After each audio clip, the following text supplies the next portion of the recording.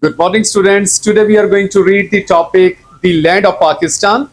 And in the topic of the land of Pakistan, the subtopic is the landforms and the drainage.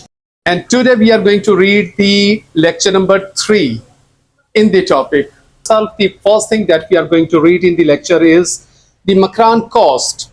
500-kilometer long, extends westward from Karachi to Jiwani, generally straight throughout its course, but a notable breaks occurs at Sonmiani, that is a place in the form of the Miami Lagoon. A lagoon is a shallow stretch of the water, partially or completely separated from the sea by a narrow strip of the land. So, this is the point to be remembered, that lagoon is a shallow stretch of the water, partly or completely separated from the sea by a narrow strip of the lands. So, the Sonmiani in the form of the Miami Lagoon. Okay, then there are a number of the similar breaks near Ormara, Gwadar and Pasni in the form of the hammerhead shaped projections. So some very important places are located on the Makran coast. The coast has a narrow beach backed by rock cliffs that are 15 to 65 meters high. Behind the cliffs lies a coastal plain stretching over 16 to 32 kilometers in width. The coastal plain is covered with sand dunes and small hills. There are a number of the uplifted terraces like Manoda, Hawke's Bay, Clifton Hills, and some of the terraces formed by the erosion. So these are some very important points as far as people go there for spending their time with their families. Life and economy in Balochistan. Most of the Balochistan has traditionally remained backward and underdeveloped. Highly rugged topography and lack of the resources are the major constraints in any development projects.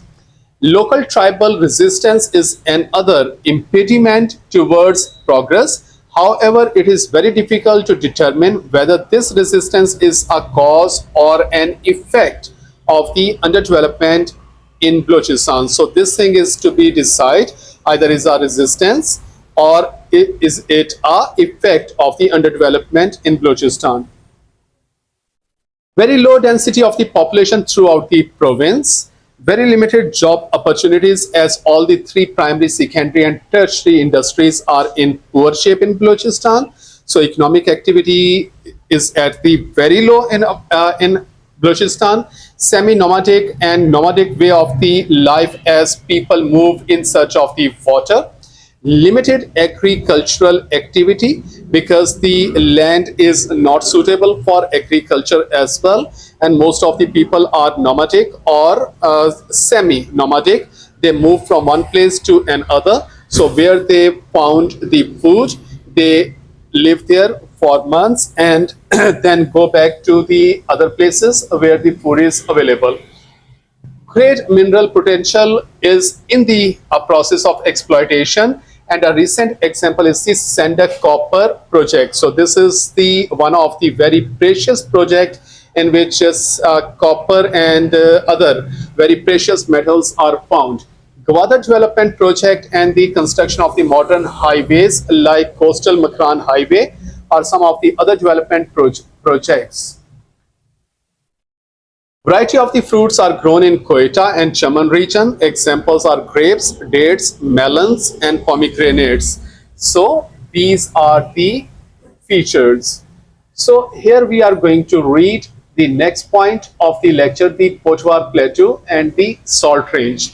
Located south of the northern mountains, bounded on the west by the Indus, on the east by the Jhelum River, and in the north there are the Margara Hills and the Kalachita ranges. In the south, the River Swan separates the Potwar region from the Salt Range. So these are the actually topography. The Kalachita range runs for 72 kilometers and rises to a height of 450 to 900 meters. Sandstone is abundant in the western half, while the eastern half has a rich deposits of the limestone.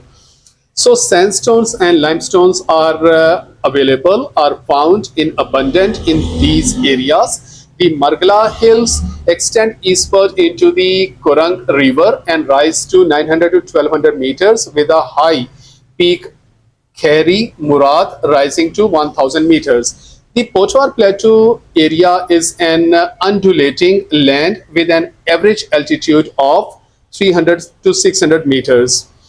Badland topography dominates the plateau and the salt range. This means a badly dissected and cut fan marked by deep valleys, gullies, and the ravines. Badland topography has resulted from the action of the running water in the past. So in the past, because the running water was there in the area, so that's the reason of the bad land topography. The Swan River and its tributaries have cut gullies and ravines into the land.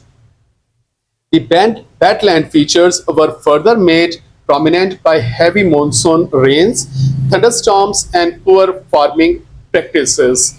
So these are the reasons why this area is underdeveloped. So these are the reasons. Poor farming practices include overgrazing by the livestock and poor draining of the irrigation water used by the crops grown along the hill slopes. The Salt Range hills have a gentle slope in the north and become steep in the southward. So this is another very important feature. The slopes are gentle on one side and steep on the other side. They start from the Jhelum River in the east, cross the Indus, and reach the Bannu district in the KPK. They consist of parallel ranges having an average height of 750 to 900 meters, badland topography in some areas. Sarkesar, 1527 meter is the highest peak. So this is the highest peak of the area. The hill ranges have been deeply cut by the Kyoda, Makarachi, Jaranwala rivers. These rivers and a number of the lakes like Uchali, Khabeki, and Kalarkahar are the major drainage sources of the area. So some very important areas are there as far as people go there for spending time. So here we are going to read the life and economic activities in the Pochwar Plateau and the Salt Range. So this is very important question. As far as your papers are concerned, this frequently come in the paper. Rich mineral deposits of the limestone, rock salt, gypsum, marble, coal, and oil provide our raw materials for various industries. For example, crude oil is refined in the Atak Refinery Limited, located in Rawalpindi. So rich mineral deposits are found in this area. Limestone and gypsum are used in the number of the cement factories located in the Rawalpindi Division region.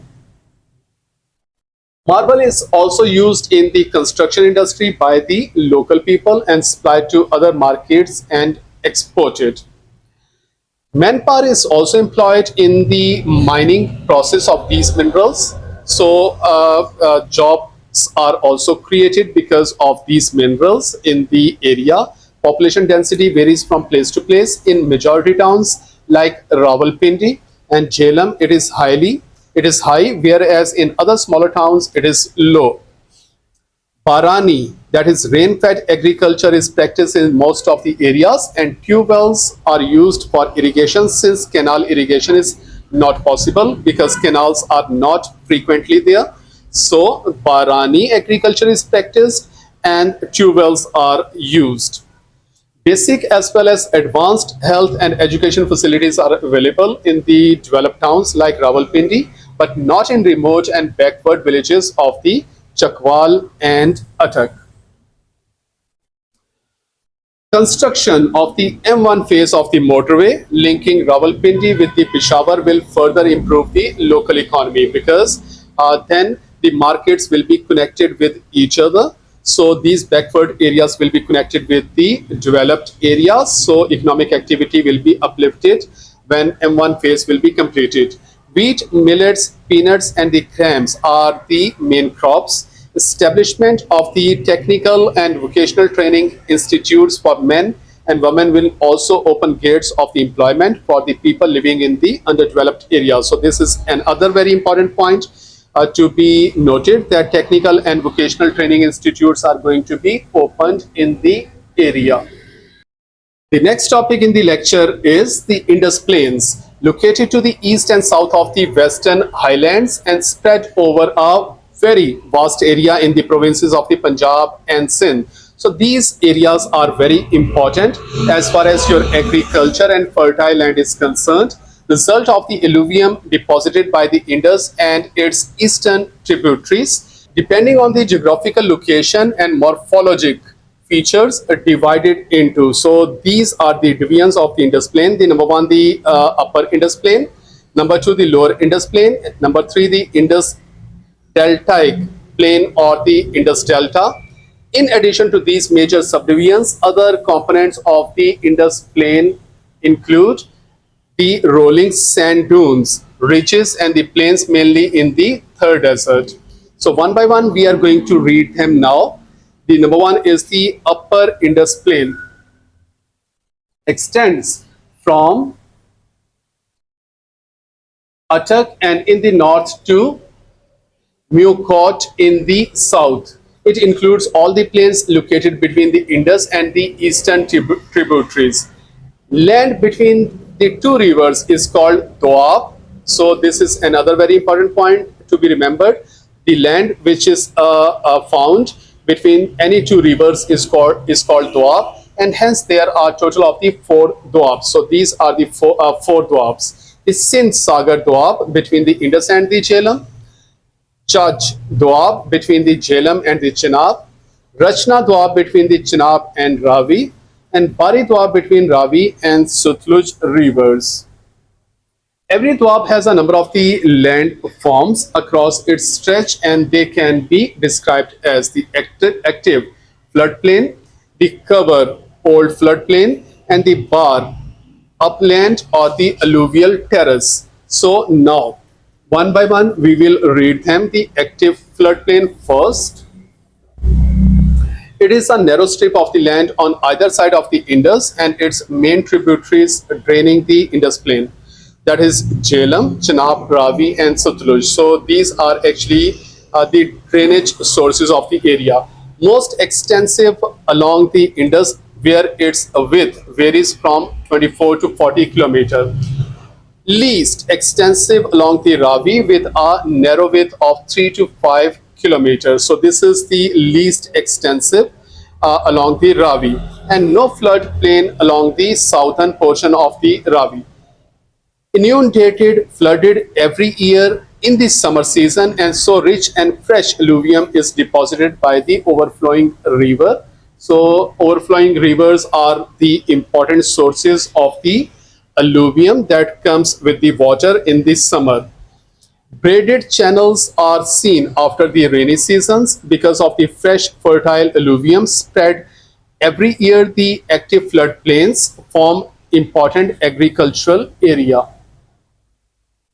The next thing in the area in the lecture is cover old floodplains. Old floodplains extends between the active floodplain and the alluvial terrace or bar upland, the highest point on Adwab in the upper Indus Plain, and between the active floodplain and the desert area of the Thar in the lower Indus Plain. So these are the locations of the old floodplain in Pakistan. In the Indus Plains, it is an extensive area a few meters higher than the active floodplain, and so is normally safe from the floods because it is higher in area now. So the active floodplain is lower in area. So because of this, this is the old floodplain now. Flood does not come here in these areas. After every 7 to 8 years, severe floods reach the old floodplain also, because when the severe floods come, so water reaches in these area also and spread alluvial there. So that's why to some extent the land becomes very fertile. So this plain is covered with relatively old alluvium. Landmarks left on the plain include the meanders, oxbow lakes, and old levees. Flatness of the old floodplain in Sindh is interrupted by the Khairpur hills of the Sakhar and Genjo Takkar Questas of the Hyderabad, both composed of the limestone. So at some places the hills are there, because of it which the flatness is disturbed, and these hills are actually composed of the limestone, which is very important for the economic activities of these areas. The narrow and the somewhat sharp junction of the old floodplains and the Bar upland is known as the River Cut Bluff.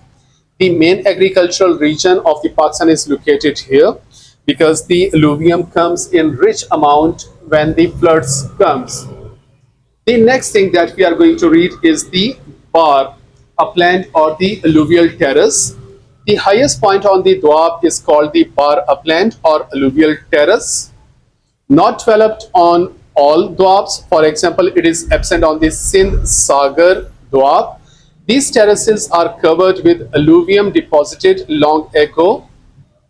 They are separated from the old floodplain by river cut bluffs that are 5 to 15 meters high. So these are the river cut bluffs. These actually separate the old floodplain from the Bar upland.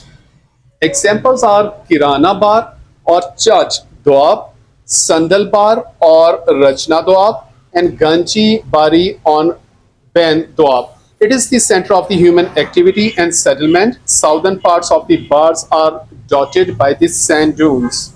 Next thing that we are going to read in the lecture is the lower Indus Plain. The lower Indus Plain extends from Mittan Kon, Punjab to Thatta in Sindh. So it's a long in area, as the Indus River flows alone while carrying the waters of all the tributaries. There is no Doab in the lower Indus Plain.